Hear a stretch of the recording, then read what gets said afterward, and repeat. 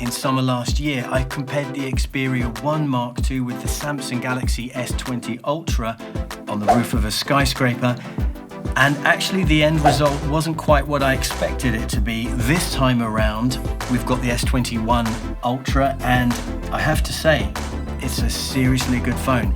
Can the Xperia 1 Mark II still put up a good fight? Let's find out right now.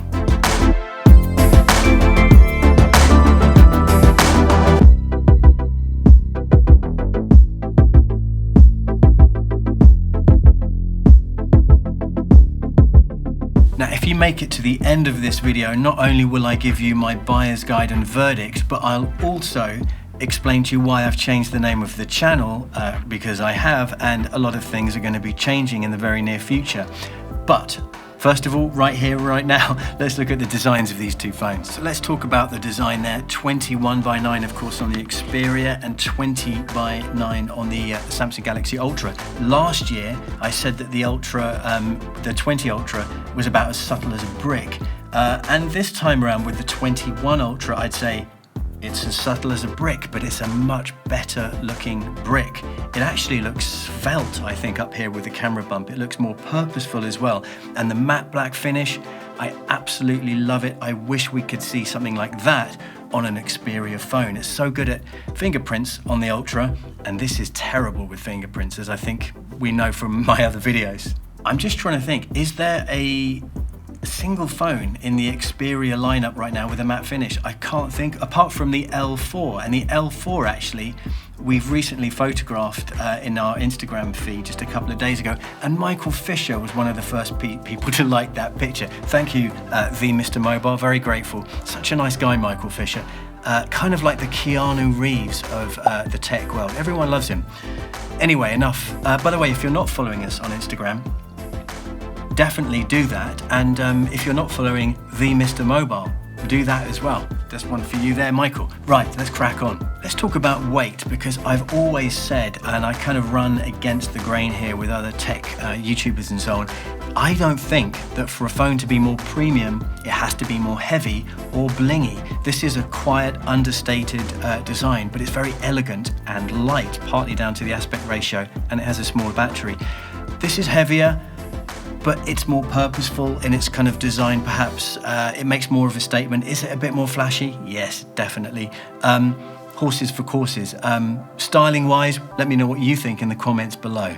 So, Gorilla Glass 6 on the Xperia and Gorilla Glass Victus on the Samsung here. What does that really mean? Well, it's glass, and if you drop it, it might break, it might not. It's in the lap of the gods, isn't it? I mean, be careful with these two phones. What I would say is that you're going to pick up some micro scratches on here if you don't use a case. They're not too bad. I've bought this phone from John Lewis in the UK quite a few months ago, but it looks virtually brand new, and that's with no case.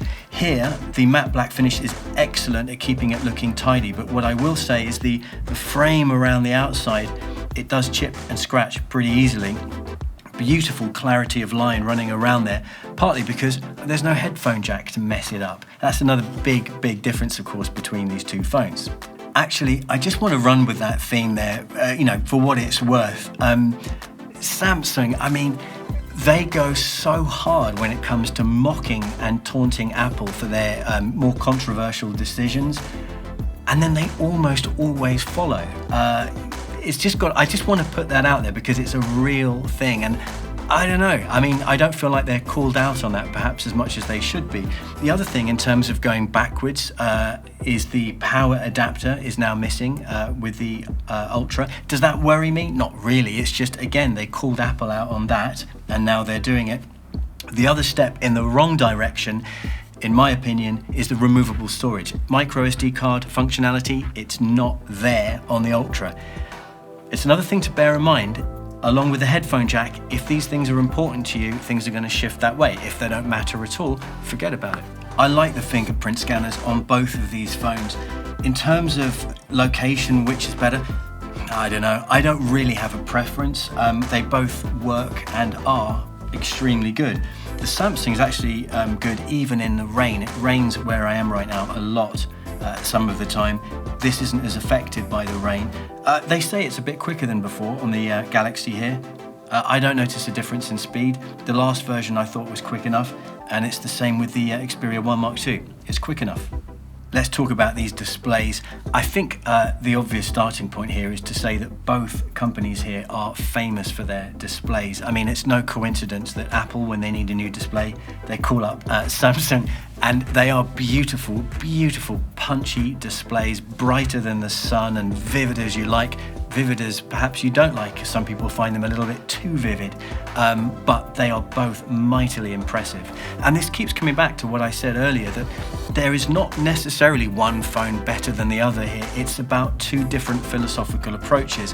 Sony tends to go for a more natural look, and they're trying to get you, the viewer of content on this beautiful screen, as close as is possible to what the original content creator had in mind.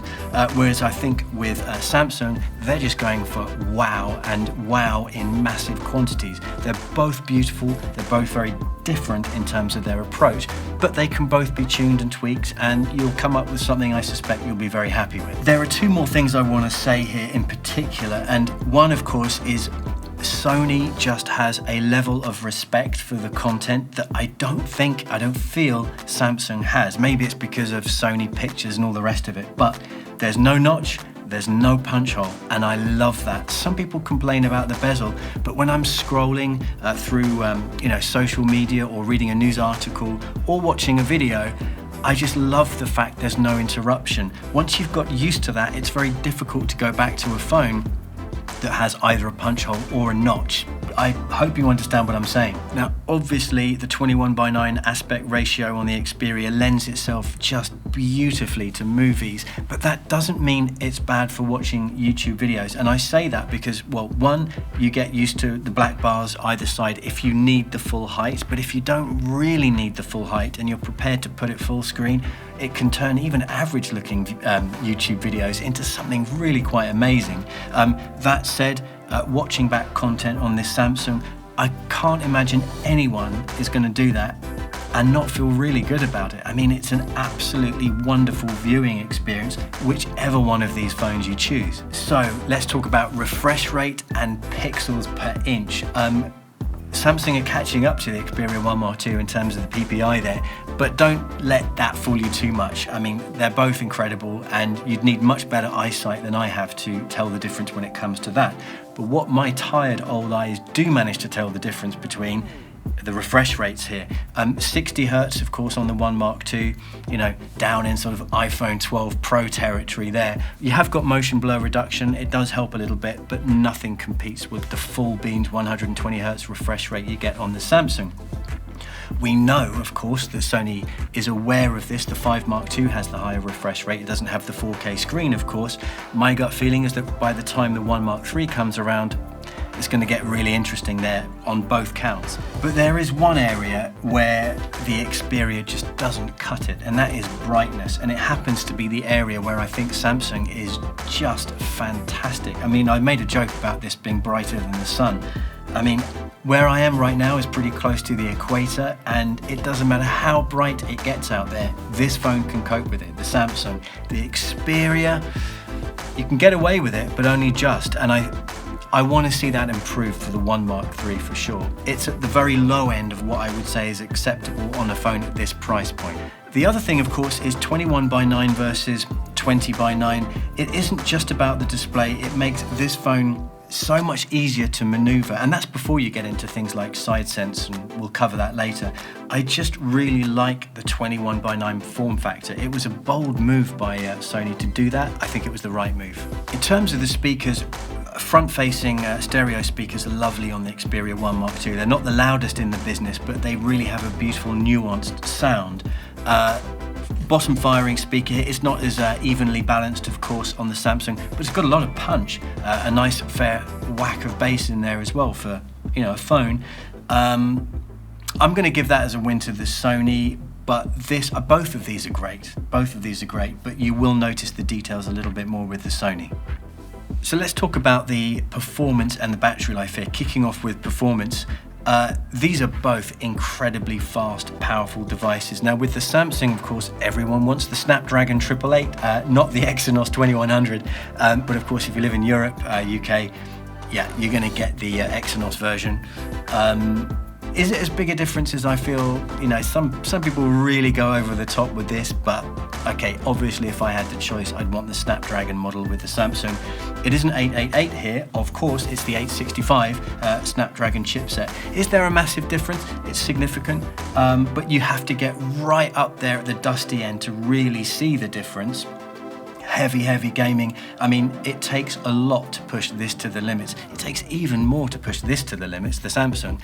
Very few of us will get there, and we'd probably only ever see that in benchmark tests. And I mean, if we're really trying deliberately to push the limits. Now, in terms of getting through the day easily, both of these walk that absolutely no problem at all, but they would both struggle to do 2 full days. This will get you a little bit further. To me though, it doesn't make any difference, because if I know I can't get through 2 days easily and I'm going to have battery anxiety trying to do that, then I'm going to charge it every night, whatever happens. So they're both very impressive. So the Samsung has either 12 or a huge 16 gigs of RAM. I mean, that's overkill for many of us, I think for me as well. 8 or 12 here with the Xperia. Again, as I said before, I'd be really surprised if anyone told me that either of these phones was just not quick enough for their needs. I'm not saying I wouldn't believe them, but I'd probably struggle. I think they were telling porkies, actually. I do want to just say in this section, though, because I don't want to forget, for our friends watching from the United States of America, Xperia isn't 5G there. That's unfortunate in terms of future-proofing rather than the here and now, but it's worth flagging. This is 5G everywhere, as far as I know. Let's talk about the UI here. I think the Xperia approach, as we know, is very close to stock. There's just a little sprinkling of Sony magic on top of pure Android. Over on the Samsung, you've got the option, if you really want to get into like Samsung everything, you can do that, and you can customize it beautifully and get the fullest possible Samsung experience. Some people might find that overwhelming, but it's there if you want to do it, and I think that's great. I like to dabble in the Samsung features and see what they're doing. It's beautifully executed stuff.